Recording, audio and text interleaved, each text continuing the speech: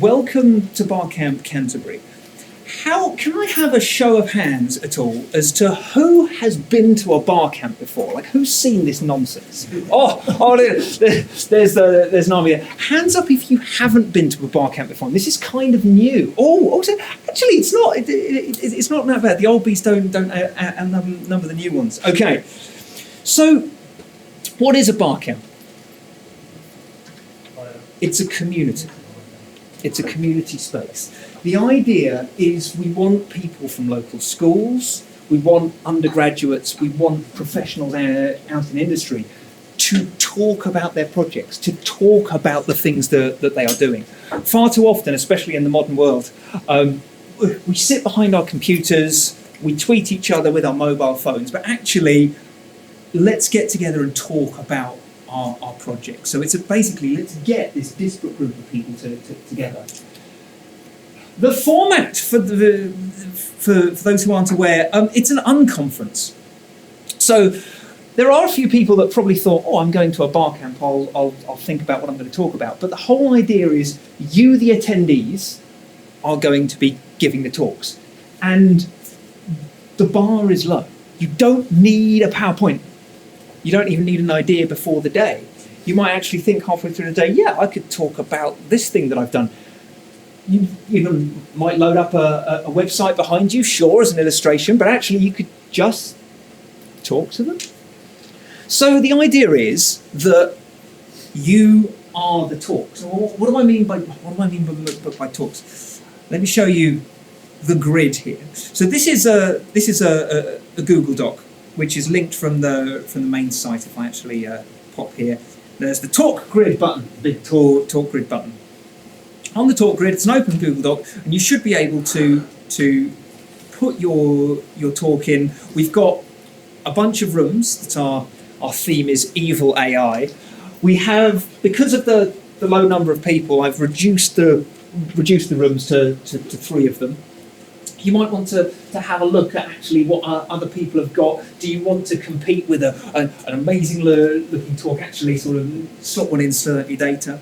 We're going to have lunch at about 1 o'clock, and then there's more space in the afternoon for talks as well. So I hope, given our cosy little crew here, there's plenty of space for you to be able to book one of these rooms. And we've got a map here showing where the rooms are and bits. So have a quick look at that. We do have, if you need a breakout room or you want some sort of quieter space, we've actually got this room booked as well, Showdown. It's not on the big timetable, but you might find that you want to use that room.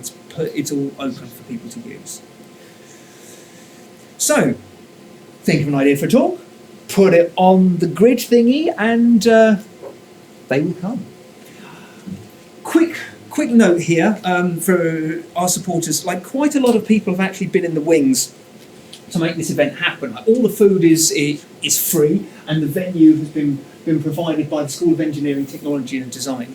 You can see the facilities that we've got here. We've got this big, cool makerspace, and the really sad thing is, with the pandemic, it's not really been used. So actually the School of Engineering, Technology and Design are just like, let's start using this space. Let's see what we can do with it. So this is hopefully the beginning of something bigger.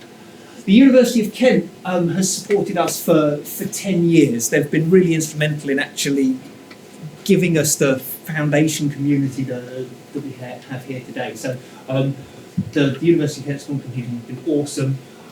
Couple of local businesses, Fruitworks, a local co-working space, has thumbs up this. They've got some good crew there. The Familiar, I'm really interested in talking to them today. It's a really human-centered design.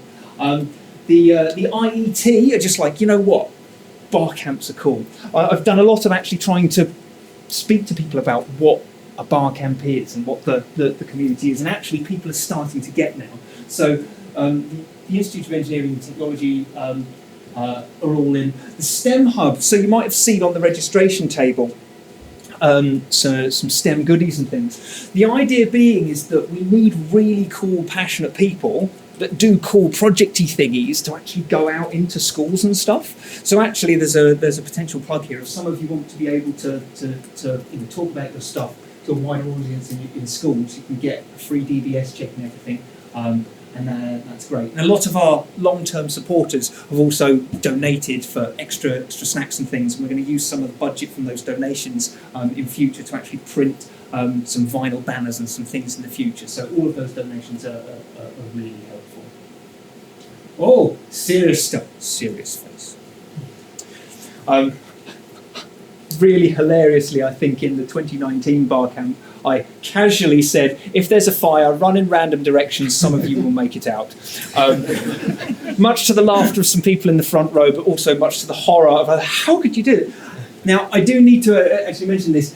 The best way out is probably not the way you came in. So I've highlighted the exits on the map. We've also got some stewards to sort of send people out. If you're in the maker space, go through the event rooms. If you're sort of here in this main space, it's actually kind of along the corridor and past the toilets there. Yeah, forget the run randomly thing. Hopefully there is a plan. We've got a code of conduct. It really boils down to the same code of conduct you see everywhere. Don't be a dick. It's kind of like the thing here. However, we can't control what goes on in the talk rooms because, like, you are the talks, right? So the main thing is just like if somebody's talking about something that you don't like, just leave the talk room and hope things will be cool. But we do have, we've got a bunch of people around. We've got security downstairs. We've got people in the orange shirts. We are your no, prison wardens, no, supervisors, no, elevated authority, probably. So come and speak to us if there are any issues.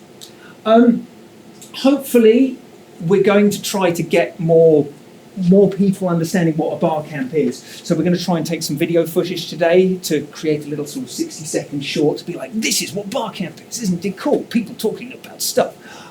If you have an issue with photography or videography, let us know, but you're likely to be in a video at some point, letting you know that is going to happen. If there are under 18s, I don't think there's any under 18s, but if there are, parent or guardian responsible. Again, we are not vetting what goes on in the talk room, so as long as you are accompanied by a parent or guardian, all sorted. And yes, volunteers are hired for insurance.